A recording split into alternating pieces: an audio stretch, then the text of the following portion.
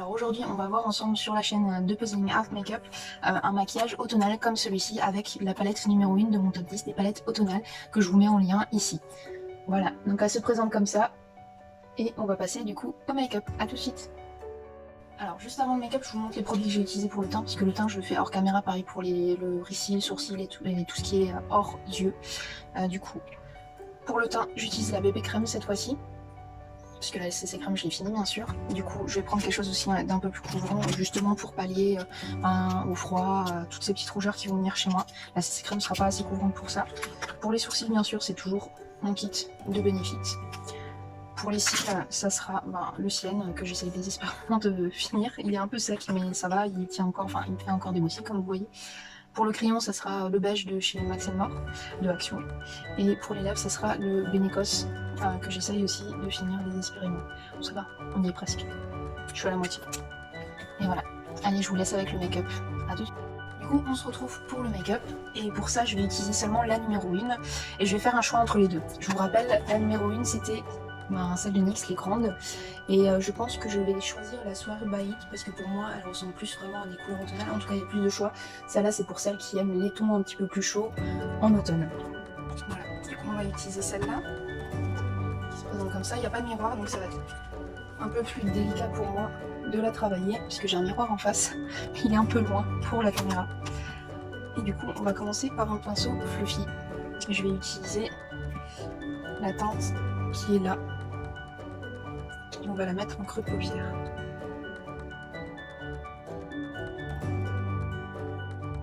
Ça chatouille déjà.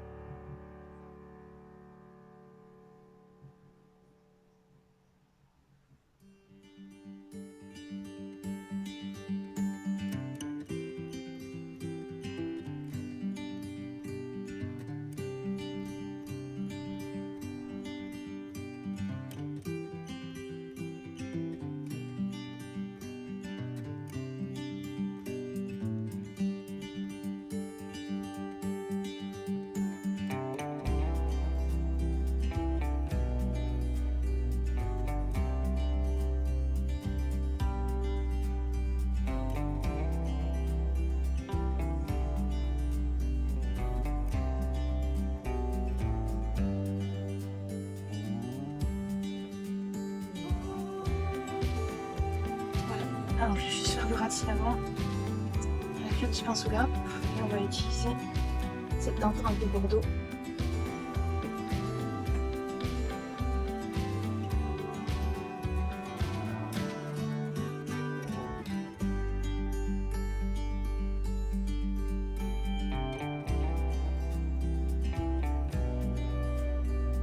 À chaque fois pour ces palettes là vous avez une version plus petite, donc si jamais vous ne souhaitez pas la palette plus grande, vous pouvez toujours avoir les petites. Il y a celle de 10 il me semble, ou 9, et après vous avez celle de 12 ou 18, je sais plus exactement combien il y en a.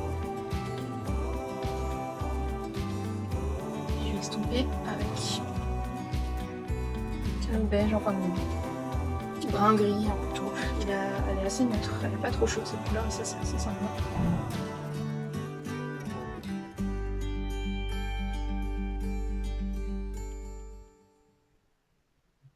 Pareil de l'autre côté.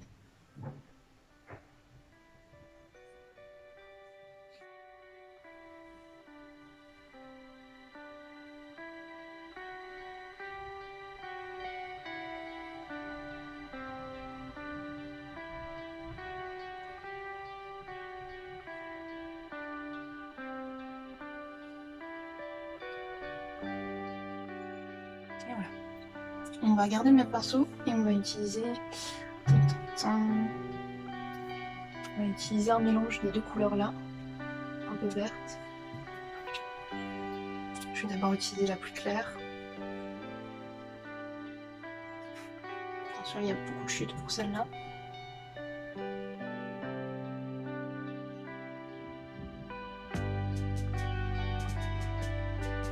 On va dire la pigmentation elle est là.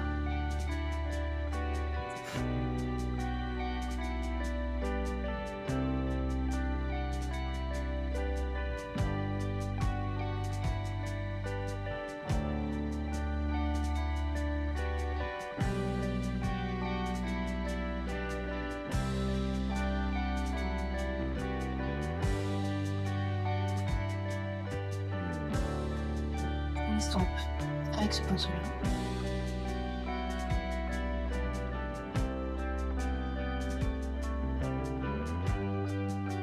Et on vient prendre la couleur que je vous ai montré avant, qui est juste à côté, qui est beaucoup plus foncée.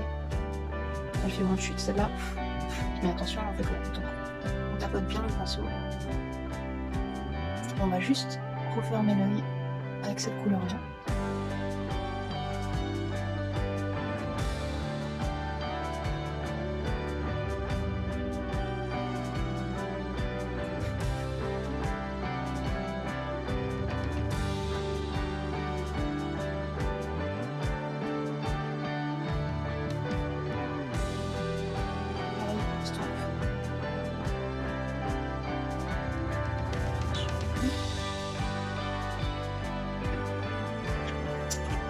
Aussi les petites taches qui viennent en plus, parce que le vert c'est comme un bleu, ça marque. Enfin, surtout les verts qui sont mélangés au bleu comme ça, c'est pas un vert franc ça.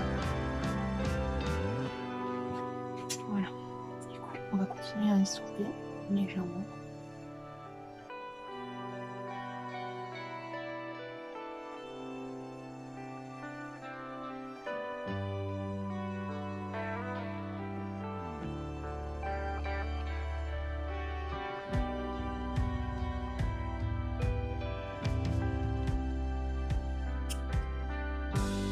L'estompage, vous le faites jusqu'à ce que vous trouviez que les deux matières soient très bien mélangées entre elles.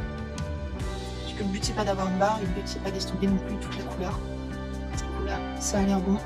Et maintenant on va passer au doré. Je vais mettre du doré à l'intérieur du coup. Pour ça, il faut juste prendre mes pinceaux. On va utiliser ce très beau doré ici. Et on va faire un petit peu du vert en mélangeant les deux. Plus on va vers l'extérieur de l'œil, l'intérieur ça sera le doré et l'extérieur ça sera un petit peu plus le vert. Vous voyez, il est hyper pigmenté. Le vert et le doré avec un peu de orangé comme ça pour l'automne, c'est juste génial, ça fait penser au petit feuillage des fleurs, des arbres, des arbustes qui changent de couleur.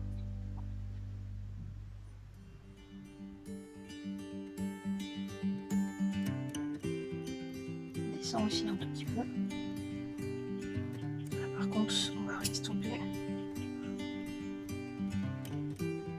Avec le doigt, on va essayer de diffuser un petit peu plus. Parce que ça fait une pépite d'un coup et après c'est pas assez estompé. J'aime bien quand c'est un peu plus diffus.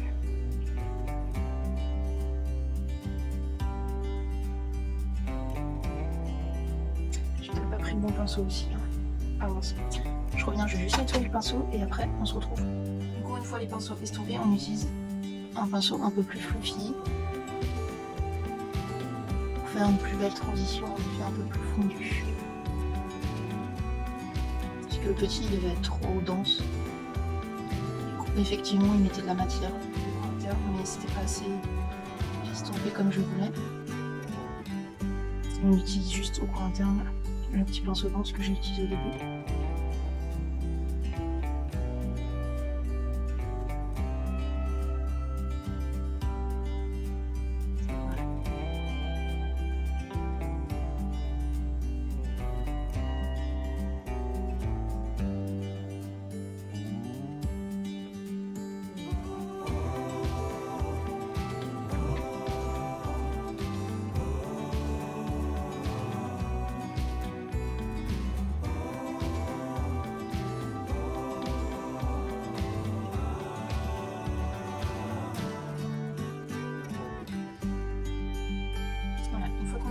Là, on va juste faire une petite jointure avec le vert. Il est très léger, hein. On met pas des tonnes. Et on va tapoter d'abord.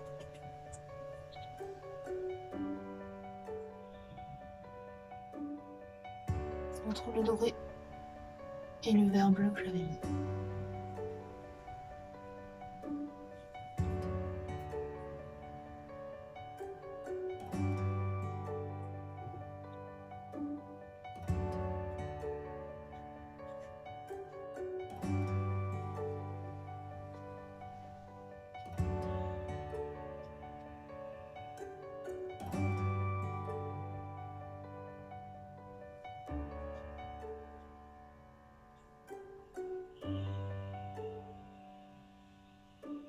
Voilà. Comme ça, la transition elle est moins brutale entre le doré et le vert. Du coup, je vais faire tout ce qui est lèvres et yeux hors caméra et on se retrouve pour la vie finale. Et voilà, le maquillage est terminé. N'hésitez pas à me dire justement en commentaire s'il vous a plu, si vous avez eu d'autres idées justement de maquillage automnal. Moi en général je me tourne vers ça, avec du doré un petit peu lumineux pour faire un esprit chaud et avec des couleurs froides type vert ou rose encore. Et voilà, et beaucoup de bordeaux aussi. Du coup, je pense honnêtement, déjà parmi les deux c'est la meilleure pour l'automne. Et il n'y a rien à dire, elle est très lumineuse au niveau des pailletés, les mats sont faciles à travailler, un peu poudreux certes, mais c'est des poudres qui vont pas s'étaler en fait beaucoup sur la peau, ça va se mettre en boule un petit peu et ça sera facile à enlever avec un pinceau un peu fluffy. Donc, du coup parfait, voilà, NYX je trouve pour des produits estivales, festivals ou encore saisonniers, ils sont très forts en termes de color story.